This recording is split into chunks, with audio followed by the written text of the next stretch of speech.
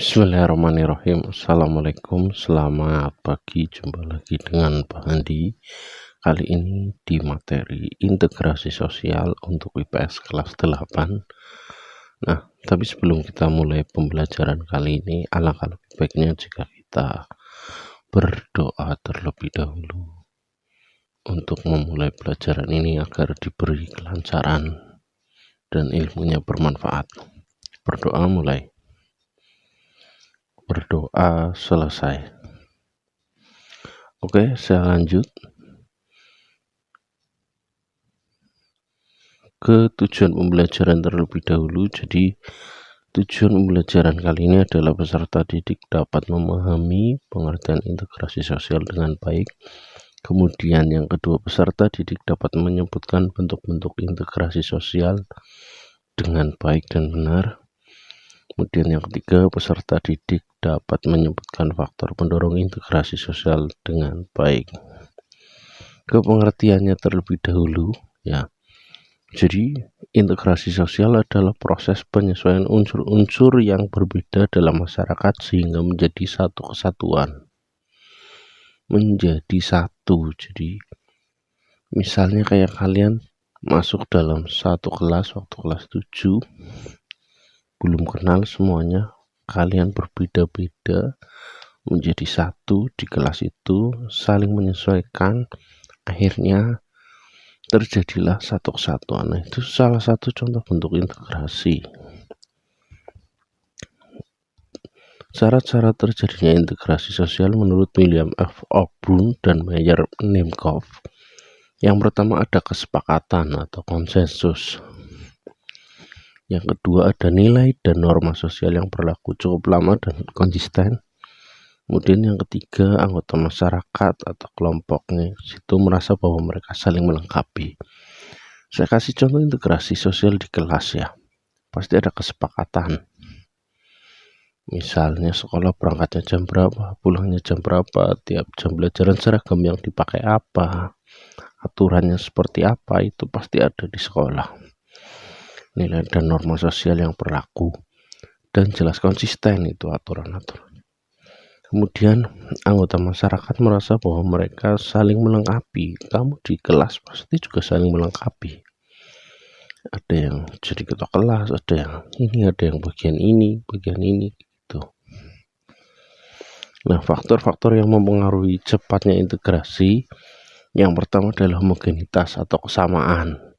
Ya. Kemudian yang kedua, besar kecilnya kelompok. Semakin besar kelompoknya, semakin banyak, pasti untuk menyatunya butuh waktu yang lama. Yang ketiga, mobilitas geografis. Saya kasih contoh misalnya Jakarta, banyak orang yang mobilitas itu di Jakarta. Nah, itu jelas menunjukkan jika integrasi di Jakarta itu akan cepat karena mereka orang-orang di sana Jakarta sering bertemu dengan orang baru. Jadi terjadi mobilitas yang sangat tinggi sehingga menyebabkan mereka akhirnya berintegrasi. Efektivitas komunikasi. Jadi ada komunikasi yang digunakan efektif. Misalnya di Jakarta menggunakan komunikasinya bahasa Indonesia. Kalau kamu ke luar negeri pasti menggunakan bahasa asing yang disepakati oleh orang banyak atau bahasa universalnya misalnya adalah bahasa Inggris. Komunikasinya efektif. Misal kamu tidak bisa bahasa Inggris pun, ketika dengan orang luar kamu bisa menggunakan bahasa tubuh kamu, itu bahasa isyarat melalui gerakan tubuh. Nah, saya lanjut. Bentuk-bentuk integrasi sosial yang pertama normatif, adanya norma, adanya aturan.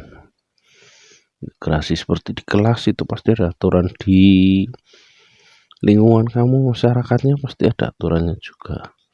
Kemudian yang kedua, fungsional, berdasarkan fungsinya masing-masing. Kenapa ada gambar semacam ini? Saya kasih contoh misalnya adalah kayak di kelas itu ada fungsi-fungsinya. Ketua kelas fungsinya sebagai apa, bendahara sebagai apa. Nah, kalau sini budaya orang Padang terkenal fungsinya mereka sebagai pengusaha. Kebanyakan mereka berdagang, ada yang dagang pakaian, dagang makanan seperti ini. Ya, misalnya ada orang yang sukunya terkenal sebagai pelaut, dan masih banyak yang lainnya. Koersif atau mengikuti aturan yang ada dengan dipaksakan.